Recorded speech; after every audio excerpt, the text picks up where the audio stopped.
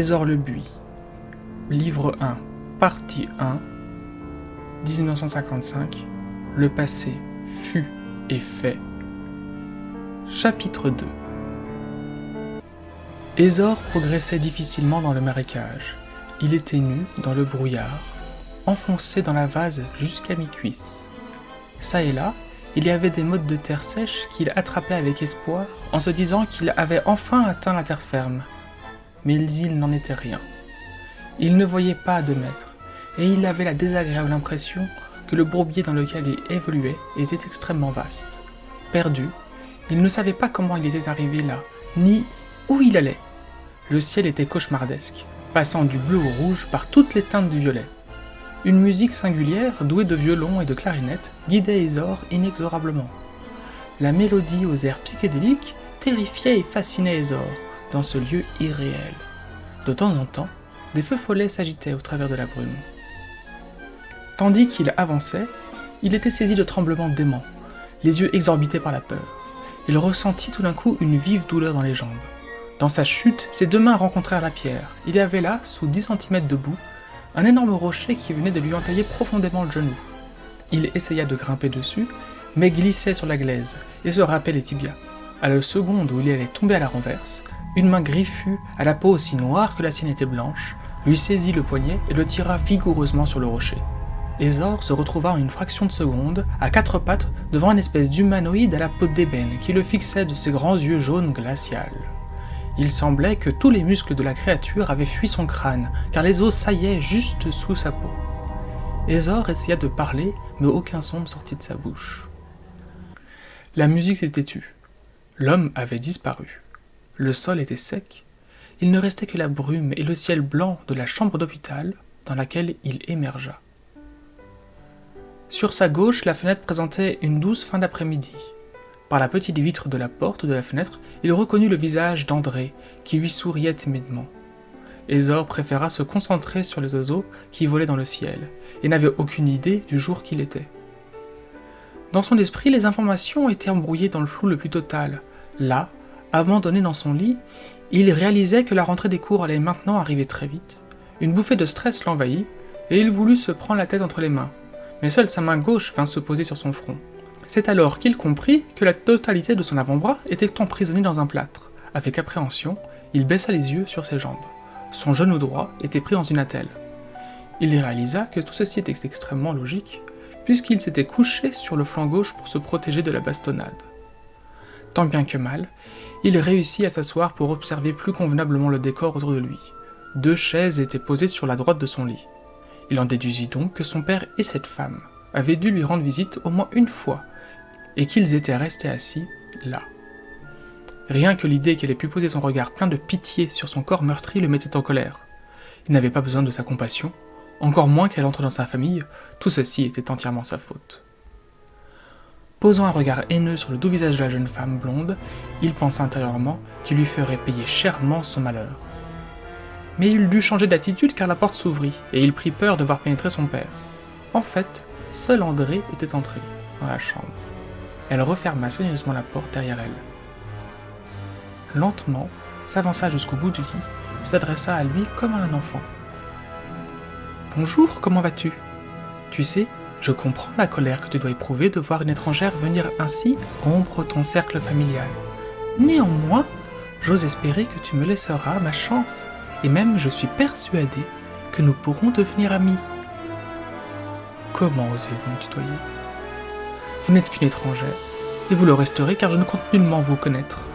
Mère avait 10 ans de plus que vous, et vous vous permettez de venir me parler de la bouche en cœur, comme si j'étais un enfant ? Eh bien non, j'en ai 16 et je ne tolère pas le ton que vous employez avec moi. 10 ans, c'est un écart bien trop grand, et je n'aurai pas à supporter bien longtemps votre présence. Tout ceci n'est qu'une idylle passagère. Bon, d'accord, c'est entendu. Au moins j'aurai fait le premier pas. Je vais te laisser te reposer. Sur ces mots, elle sortit. Ésor éprouvait un plaisir sadique d'avoir ainsi aussi naturellement remis à sa place cette pain-bêche. Son plaisir seulement ne fut que de courte durée, puisqu'un médecin entra quelques secondes plus tard, suivi de son père, et de André, qui prit grand soin d'éviter son regard. De toute manière, Ésor se serait bien gardé de faire quoi que ce soit sous l'œil de son père. Le médecin s'approcha, ôta ses gants et entreprit d'examiner Ezor. « Les chênes sont particulièrement violents par chez vous. Vous avez subi une sacrée raclée.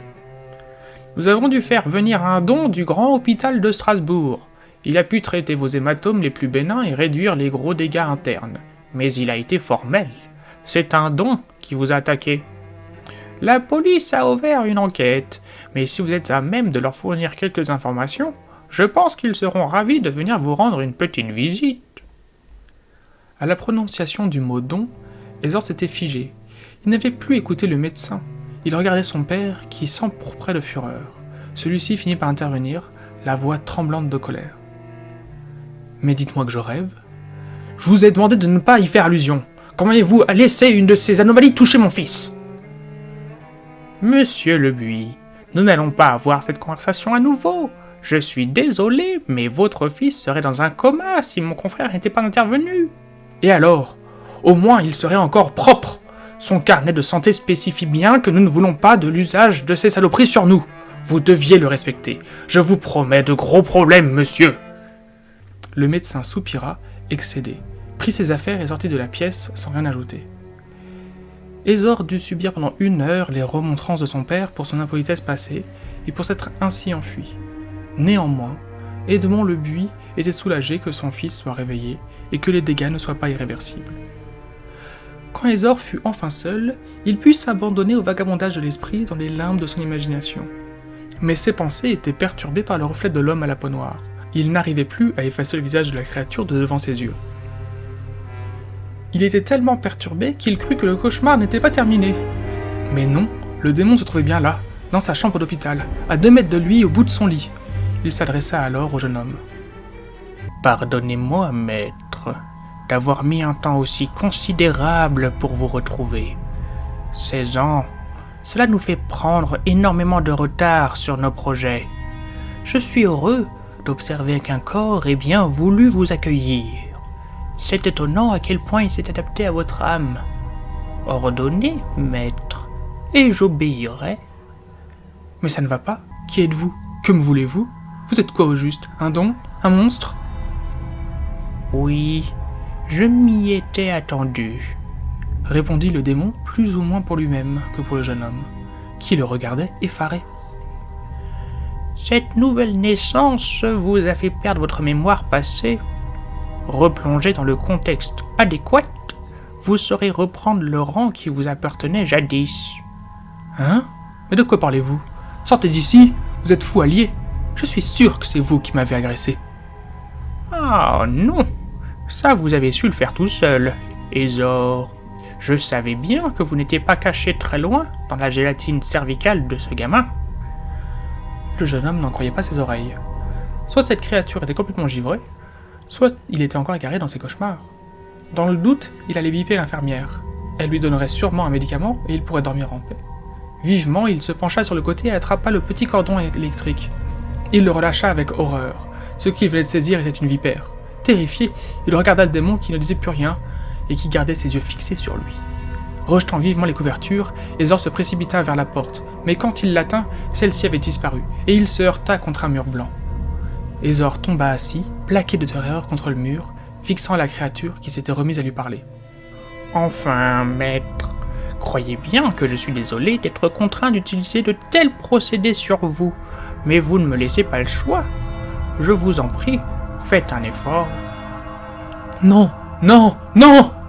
hurlait Ezor en pleine panique. « C'est regrettable, mais vous ne me laissez pas le choix. » Sur ces mots, il se précipita sur le garçon, le releva d'une main, tandis que l'autre se plaquait sur sa bouche. « Ne bougez pas, » lui souffla-t-il à l'oreille. « Et suivez-moi. » La porte s'ouvrit à la volée et 2 infirmières entrèrent.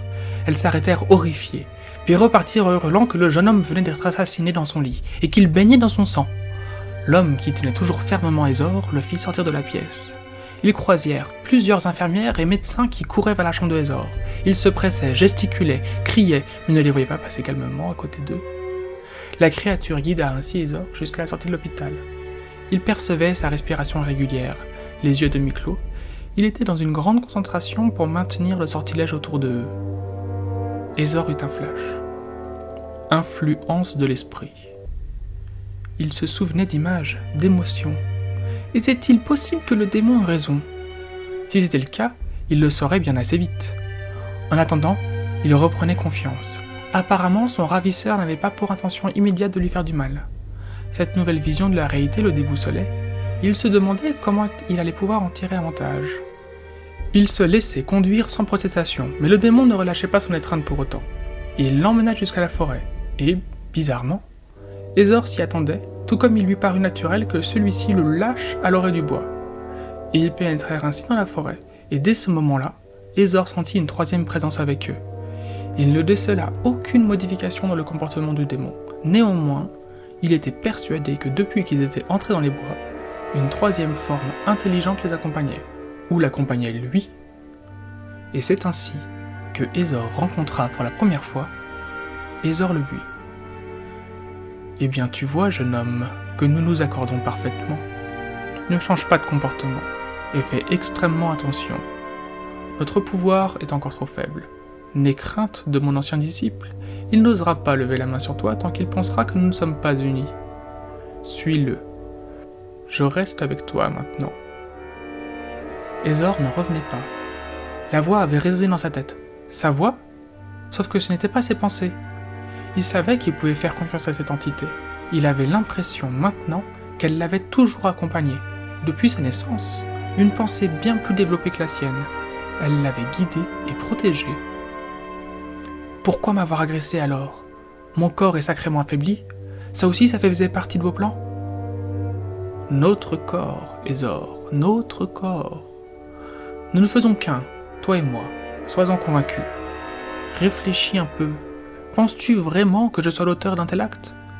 Mais ne t'inquiète pas, nous nous régénérerons très vite.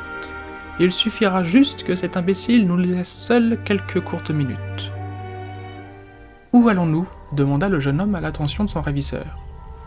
Dans un endroit où nous pourrons travailler ensemble à la résurrection de Ézor le buis. Enfin, réalises-tu qu'il te manque une partie de toi-même? Je pense que oui. Sinon, tu aurais tenté de t'enfuir à nouveau. Tu as compris que tout ceci était pour ton bien. Et que va-t-il falloir faire? Nous allons créer une puissante rune pour canaliser l'énergie. Et nous allons travailler à un sortilège d'une grande complexité. Mais tu vas vite te rendre compte que tu es naturellement doué pour tout cela. Ils marchèrent ainsi assez longtemps, dans la forêt, s'enfonçant toujours plus profondément dans ses entrailles, jusqu'à ce qu'enfin, ils émergent dans une espèce de clairière au fond de laquelle se trouvait une chaumière. Magnifique! Où sont les 7 nains? Voilà qui est très fin. Va falloir t'y habituer, parce que l'on risque d'y passer un bon bout de temps. Oui, bah non, il n'est nullement dans mes intentions de m'éterniser dans votre trou. Ça, ce n'est pas à toi d'en décider, jeune humain. Va donc ramasser du bois. Ce soir, nous commencerons le rituel. Cool, je vais pouvoir foutre le camp. Ézor attrapa le grand sac de jute que lui envoya le démon, et s'éloigna du campement. Tout en claudiquant, il écoutait le buis qui lui parlait toujours. C'est parfait. Mais ne le sous-estime pas. Ce démon est loin d'être bête. J'en ai pour preuve que c'est moi qui l'avais invoqué. Je ne sais pas encore ce qu'il veut faire, mais cela ne présage rien de bon. Tiens, soulève cette pierre, il y a là une vipère qui est terrée. Une vipère? Mais ça ne va pas. Je tiens la vie, moi. Je sens son âme. Ne t'inquiète pas, elle ne nous fera rien. Je vais te donner ta première leçon. Avec appréhension, Ézor souleva la pierre. Il y avait effectivement une vipère en dessous. Approche ta main et laisse-toi faire. Ézor obéit et sentit une puissante décharge s'échapper de son bras jusqu'à l'animal, qui se raidit sous le choc. Puis il sentit une énergie tout aussi puissante affluer du serpent vers lui. Il voulut se reculer, briser le lien, mais le buis l'en empêchait. Et au fur et à mesure qu'il sentait l'énergie s'écoulant en lui, il prenait confiance, comme s'il avait déjà fait ça des milliers de fois. Quand ce fut fini, la vipère était morte.